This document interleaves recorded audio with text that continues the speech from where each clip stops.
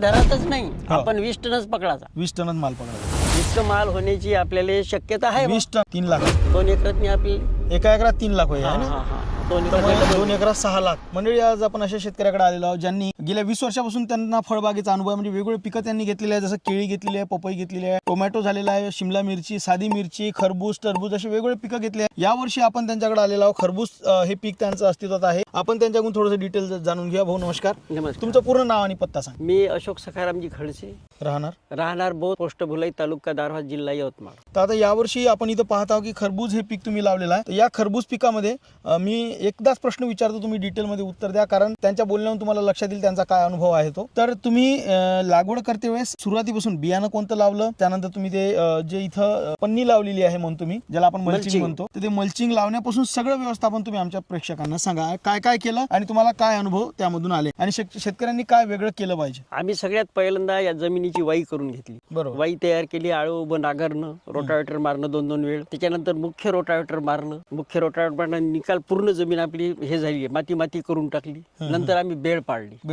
हा, बेड पाडल्यानंतर आम्ही bed plain केल्यानंतर आम्ही बेसल डोस टाकला. बेसल डोस मध्ये प्रति एकरी आम्ही जवळपास 2 पोते सुपर फॉस्फेट दाणेदार, पोतं पोटॅश टाकला आम्ही, 1 पोतं DAP टाकलं आणि सॉइल सोलही टाकला आम्ही त्याच्यामध्ये. सॉइल सोलचा खूप चांगला फायदा झाला. आता हे बेसल डोस तयार झाल्यानंतर एकत्र कालवलं आणि प्रत्येक बेडवर टाकलं. त्याच्यानंतर ड्रीप आथरल्यानंतर वरून मल्चिंग टाकली. म्हणजे ड्रीप पूर्ण तपासून घेतली, पाणी प्रत्येक ठिकाणी पडते का नाही ती. नंतर मल्चिंग आथरली. मल्चिंग आथरल्यानंतर याच्यावर 1.5 फुटावर आम्ही छिद्र मारल्यानंतर आम्ही नर्सरीतून 22 ते 25 दिवसाचं रोप आणलं. ही जात लायपूर आहे. हा, याचं लाईफ 70 वर्षाचं रोप सोडून. अच्छा. 70 दिवसातच हे हार्वेस्टिंगला येते. त्याच्याही पेक्षा लवकर येऊ शकते व्यवस्था असली तर. मग आम्ही लागवड केली. लागवड आम्ही जवळपास 8,000 रुपये रोप एकरी या हिशोबानं लागवड केली. आता माझे 16,000 रोप आहेत. एकही झाड मरण पावलं नाही, पूर्ण झाड जगले. आणि आता सध्या माझ्याला 35-36 दिवसाचा प्लॉट आहे. खूप चांगला आहे. बरं, 36 दिवसात मग खतं कोणकोणते सोडले? समजा पहिल्या 15 दिवसात कोणते खतं सोडले, त्यानंतर दुसऱ्या 15 दिवसात कोणते खत? माझा जे मार्गदर्शक आहे मानकर साहेबाच्याच मार्गदर्शकाने आमच्या भागातले 4-5 लोकांचे प्लॉट आहे. आम्ही 4-5 शेतकरी मिळूनच आम्ही शेती करता एकमेकांच्या सल्ल्यानं चालते. आमचे सल्ला देणारे डॉक्टर एकच आहे, म्हणजे मानकर साहेबच आहेत. कारण तर 35 दिवसाचा प्लॉट आहे. आज कमीत कमी एका झाडाला आता फुलं तुम्हीच तुमच्या डोळ्यानं पहा किती खायते, कळ्या किती खायते पहा. फुटवे भरपूर आहे. आणि याचं जे फुटवे आहे, याचं फुटव्याचं रहस्य सर्व ॲग्री पॉवरचं तुमच्यावर सफल वापरलं. अच्छा, सफल वापरलं. किती दिवसाचा प्लॉट होता त्यावेळेस प्लॉट 4 दिवसाच्या असताना आम्ही सुरुवातीचाच पहिला स्प्रे सफलचा घेतला. त्याच्यानंतर दुसराही स्प्रे सफलचा घेतला की लगेच फुटव्याला सुरुवात झाली. हेच प्रयोग आम्ही मिरची, कारण तर आम्हाला आधी अनुभव होता. शिमला मिरची मध्ये सुद्धा सफल वापरलं. सोयाबीन त्याच्यानंतर टमाट्यावर सुद्धा आम्ही सफल वापरलो. हे सर्व याचे फुटवे येण्यास सफल इतकं कारणीभूत आहे. आज एका झाडाला पहा तुम्ही किती खायते, फुलं मोजा किती भरते. कोणी झाडाला मोजूच शकत नाही. झाड जर पाहिलं असं वेल इकडं स्पेशल असे 4-5 फुटवे वेगळा वेल आहे, वेगळं झाड असल्यासारखं मोजा ना तुम्ही. 1, 2, 3, 4, 5 हे मुख्य फुटवे झाले. आणि प्रत्येक वेळेला आपण या जर वेलाचा विचार केला तर इथं गुच्छा पकडलेला पहा, इथं गुच्छा पकडल्यासारखा दिसते. ठीक आहे, इथं गुच्छा पकडलेला दिसते, परत इथं दिसते, म्हणजे प्रत्येक पान जिथं निघालेलं आहे 2 इंच पानापाशी 2 इंचावरच जवळपास प्रत्येक पानापाशी. आज आपल्या नाही जरी म्हणलं तरी 50 तरी आपल्या झाडाला फुलं आहे. त्यातले 25 नर फुलं म्हणून सोडून देऊ आपण. ठीक आहे. नर फुलं असल्याशिवाय वेलवर्गीय पिकामध्ये फळधारणा होत नाही. बरोबर आहे. एका झाडाला 2-2 फळं आत्ताच आहे. बा, इथं एक फळ दिसत आहे, आत्ताच 2 फळं आहे. इथं एक, त्यानंतर परत इथं एक, पाहू शकता तुम्ही, इथं एक आणि इथं एक, असे 4 फळं आजच आहे या झाडाला. तर असे, आणि हे 5. हे पहा ना तुम्ही, इथं म्हणजे छोटे छोटे धरूच नाही आपण, जे सध्या परिपक्व झाले ते हे किती अंतरावर. हे एक, हे दुसरं लागूनच आहे. हे पाहे म्हणजे हे असे इतके झाड आहेत ते वेगळे. पण आपण जे सध्या बनलेले आहे ते एका झाडाला 4 तर आजच बनलेले आहे. आणि त्याची साईज 1 किलो होण्यासाठी काय खूप जास्त इथून वेळ लागत नाही. सहज ते 1 किलो कव्हर होऊ शकते. म्हणजे तुम्ही जे म्हणता किंवा 20 टन हे 20 टनापेक्षा सहज जास्त इथून तिथून आता जे आम्ही खत दिलं हे फळ बनण्यासाठीच, आकार येण्यासाठी, चव येण्यासाठी 13-40-13 हो. हे खतच त्याच्यासाठी आहे बरं. की फळाचा आकार वाढला पाहिजे. तुमचं पाणी नियोजन कसं आहे मग? आमचं पाणी नियोजन मिनिटाच्या हिशोबानं आहे. कसं? याची जी सेटिंग आहे, हे जर पाणी भरपूर दिलं तर फुलं गळून जातील, फळधारणा होणारच नाही. याले पाणी 20 मिनिटं 15 मिनिटं. आता ऊन वाढली, आम्ही 20 मिनिटावर गेलो. आधी कसं होतं? आधी खूप दिलं पाणी आणि लावगणीच्या वेळेस. पण जेव्हापासून लावगण झाल्यानंतर झाड सेट झालं त्याच्यानंतर आम्ही नियोजन बिलकुल मिनिटाच्या हिशोबानं पाडलं. आता तुम्ही 20 मिनिटच पाणी देता? आम्ही 20 वर देतो रोज 20 मिनिटं. अच्छा. कधी एखाद्या दिवशी जर सूर्य निघाला नाही म्हणजे हे असली तर आम्ही त्या दिवशी देतच नाही. अच्छा, कारण ज्या ते दिवशी ढगाळ वातावरण असलं त्या त्या दिवशी दिवशी पाणी टाळताच देतच नाही. पाणी टाळतो द्याच, कारण जास्त पाणी झालं तर याच्यात गळ होती. अच्छा, आता म्हणजे हे काय लक्षणं तुम्ही इतकं मोठे अनुभवता? झालेलं गळ होती. इतकं तेवढंही मोठे- गळते, है ना? हो, हेही गळती. बरं, मग हे जमिनीनिहाय पाण्याचं नियोजन हो, कमी जास्त बरोबर होत आहे. असेल. त्यामुळे समजा हलकी जमीन आहे, जास्त द्यावं लागेल. पाणी नाही कमी पाहिजे. हलक्या जमिनीला कमी पाहिजे. आमच्या ब्लॅक सॉइल जी आहे आमची काळी जमीन याला जास्त पाणी पाहिजे. कसं म्हणजे काय, कोणत्या लॉजिक न समजा की जास्त लॉजिक म्हणजे त्या जमिनीतलं पाणी आटत नाही जास्त. हे मल्चिंग असल्यामुळे ते पाणी देण्याची गरजच फार कमी आहे. या धरून पिकाला ठेवते, पाणी पाणी धरून धरून ठेवते. आमची जमीन नाही ठेवत, आमची उलालेच लागते.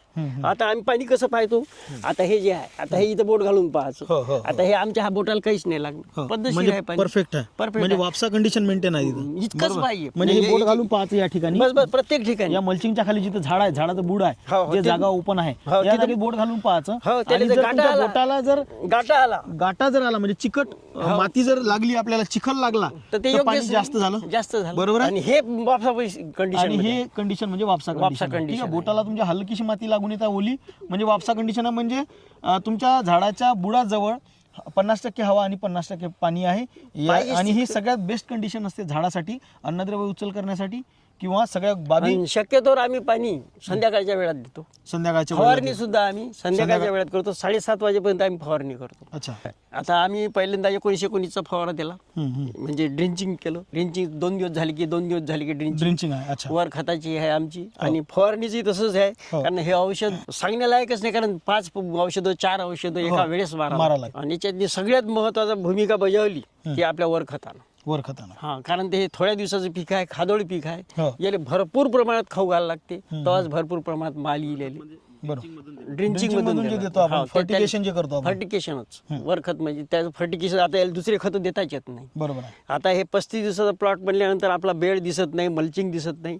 आणखीन 8 दिवसांनी असाल तर तुम्हाला हे जमिनी दिसणार नाही, पूर्ण याच्या खाली झाकल्या जाईल. आमची किती फुटाचं अंतर आहे? हे 5 फुटाचं आहे. 2 बेड मधलं अंतर 5 फुटाचं आहे आणि 2 रोपामधलं अंतर 1.5 फुटाचं. बरं, ज्यावेळेस मग मानकर साहेबांना पाहिलं की बाबा हे सफल मारलं, हो. म्हणजे जे त्यांनी तुम्ही जे मगाशी सांगितलं की आम्ही फवारणी केली, त्यांना न सांगता आम्ही एक सफल त्यात टाकून दिला. मला मानकर साहेबांना सफल मारा म्हणून सांगितलंच हो, नाही, हो. पण त्याच्या मी न सांगता मी माझ्याच मोहता मारलं, कारण मला सोयाबीनचा बाकी पिकाचा अनुभव होता. हो. त्याच्यामुळे मीच सफल मारलं. ड्रिंचिंग करा असं सांगितलं, हो. तर मग ड्रिंचिंगचा पण फायदा झाला. अच्छा. मग नंतर त्याने सफल ड्रिंचिंग मधून सांगितलं. अच्छा, पहिले मग फवारणीतून ज्यावेळेस झालं पहिले त्याला अनुभव आला की अरे हे जे यानं फुटवे खूप आलेत. हो, हो. मग ते म्हणजे आता ड्रिंचिंग सफलचीच करा तुम्ही. ड्रिंचिंग सफल आणि ड्रिंचिंग सफलचीच. हे आपण शिमलात पण वापरलं. हो, हो. हे प्रयोग आम्ही शिमलातही केलेले आहे, टमाट्यातही केले आणि आज आता हे याच्यातही केलेलं आहे. 36 दिवसाच्या मानानं हा प्लॉट इतका सुंदर आहे. बरं, मग मानकर साहेबांना मग ते औषध आता लोकांना पण लिहून देणं चालू केलं. रिकमेंड करणं चालू केलं, सांगणं चालू. मीच सांगितलं, त्यानेच सांगितलं की तुम्हाला इतका रिझल्ट चांगला मिळाला, मी दुसरं औषध कशाला सांगू. बरोबर आहे. मग त्यानं हेच चालू केलं. लोकांनी सांगत असेल, लोकांनी अनुभव चांगलाच असेल. बरोबर आहे. तर अशा स्वरूपाचा तुमचा अनुभव समजा राहिलेला आहे. राहिलेला यावर्षी काय अपेक्षा आहे की किती फळ एका झाडावर बनतील आणि किती रुपये तुमचे बनतील असं फळाचं सांगू शकत नाही, हो. पण एकरी आमचं उद्दिष्ट किती घेतले पाहिजे पण एका झाडावर आमचं उद्दिष्ट इतकं आहे की एकरी 20 टन तरी आम्हाला पिकायला पाहिजे. पिकायला पाहिजे अशी अपेक्षा आहे. 20 टन एकरी पिकायला जेवढा पाहिजे तुमचा अनुभव आहे, आणि 15-20 वर्षापासून. 15 रुपये किलो चे भाव मिळाला पाहिजे. एका झाडाला आम्हाला फक्त 2 फळं पाहिजे, ती 1.5 किलोचेच. या लायपूर जातीमध्ये 2 किलो पर्यंत फळाची वाढ होती. बरोबर. इथं आता हे इतके मोठे होणार नाही, आपण 3च फळं पकडू. बरोबर. एका याला एका जर झाडाला 3च 3 फळं फळं, आले हा. तरी सुद्धा 1-1 किलोची 3 किलोची अपेक्षा ठेवतो आम्ही. बरं, एका एकरात किती झाडं बसले तुमच्या? एका एकरात 8,000 झाडं भेटली. 8,000 झाडं बसले एका एकरात. त्यानंतर एक फळ किती किलोचं? एक फळ आमचं 1 किलोच. अशी 3 किलोची 3 फळ 2 एकरात नाही आपल्याला. 2 एकरात 3 लाखाचा माल. नाही एका एकरात. एका एकरात 3 लाख होय, हा, है ना? हा, हा, हा. 2 तर मग एकरात 2 एकरात 6 लाख. 40 टन. अच्छा अच्छा अच्छा अच्छा. म्हणजे एका एकरात 8,000 झाडं आपण पकडले हो. आणि 8,000चे आपण 3च फळं पकडले हो, हो. एका किलोचे, हो. बरोबर आहे. आणि त्याचा आपला 20 टन माल होईल एकरी. अपेक्षा आहे की आपलं उद्दिष्टच इतकं आहे की हो. आपल्याला सुद्धा हो. हे एकरी 20 टन पिकलं पाहिजे. त्या हिशोबानेच खर्च चालू आहे, त्या हिशोबानेच खतं देणं चालू आहे. याचं नियोजन आणि बरं, झाड पाहून आणि सगळे फळं वगैरे पाहून तुम्हाला वाटते निश्चित ते साध्य होईल? पिकवणं माझ्या हाती आहे. बरोबर आहे. मी किती पिकवतो, जास्त पिकवलं पाहिजे, कमी पिकवलं पाहिजे, कारण तर त्याला खाऊ पिऊ घालणं माझ्या नाही, पण जे समजा तुमचा 20 वर्षाचा अनुभव आहे, त्याच्यावर तुम्हाला लक्षात येत असेल ना की या वर्षी आपल्याला एवढं- सहज व्हायला सहज पाहिजे, व्हायला याच्यापेक्षा जास्त व्हायला पाहिजे. बरोबर. पण आपण market minimum नाही 20 आपलं. पकडत आहोत. 20 पकडत आहोत. बरोबर. फक्त मार्केट आपल्या हातचं नाही. हो, रुपया भाव 15 रुपये आज 15 अपेक्षित भाव रुपयावरून 10 रुपयावर येऊ शकते किंवा 20 रुपयावर 20 येऊ होऊ शकते. बरोबर. त्याचं मी सांगू ते शकतो. आपल्या हाती, फक्त मार्केट आपल्या हाती नाही आपल्या हाती आहे, नाही. परंतु फळ निश्चित तेवढे बनणार हो. आणि तेवढ्या किलोचं फळ हो. बनणार आणि याची या- गॅरंटी तुम्हाला आहे. हो. आणि याच्यातली सगळ्यात मोठं श्रेय खरोखर तुमच्या ॲग्री पॉवरच्या सफलच आहे. हो हो, ठीक आहे. सफलच आहे आणि सफललेच मी खूप देतो, कारण माझ्या याच्यात सोयाबीनवरही सफल चांगलंच होतं. हो तूरवर रूट केअर आम्ही 1 किलो सोडलं. सफल ॲग्री पॉवरचं रूट केअर हो हो ज्यावेळेस ह्युमिक ऍसिड म्हणून वापरा म्हणून सांगत होते, तर आम्ही इतरत्र न जाता हो. ॲग्री पॉवरच रूट हो, कारण केअर सफलचे रिझल्ट आल्यामुळे तुम्ही रूट रूट केअर सुद्धा वापरला आम्ही. कारण सफल तर पहिल्या दिवसपासून होतं की पहिलं पान आमचं गळलं नाही. या रोपाचं जे पहिलं पान होतं ते सुद्धा अच्छा, तसंच अच्छा, आहे. एकही झाडाचं पान पिवळं पडलेलं नाही. इतकी ग्रीनरी आहे याच्यात. हे सफलमुळेच आहे, मी तरी सांगतो. तर मंडळी, तुम्ही पाहू शकता जे अनुभव यांचा आहे आजपर्यंतचा, ते अनुभव त्यांनी पणाला लावला आणि यावर्षी किती माल होते याचा सुद्धा आपण एखादा व्हिडिओ बनवू शकतो. परंतु याविषयी तुम्हाला आणखी जर काही प्रश्न असतील तर तुम्ही कमेंटमध्ये सांगा. मी त्यांच्याकडून उत्तर घेऊन मी तुम्हाला त्याचं उत्तर देण्याचा प्रयत्न करेल. तर कमेंटमध्ये जरूर कळवा तुम्हाला व्हिडिओ कसा वाटला, याविषयी आणखी व्हिडिओ लागतील का याविषयी सुद्धा कमेंट करा. आम्ही त्याच्यावर सुद्धा व्हिडिओ घेऊन येईल. धन्यवाद. धन्यवाद.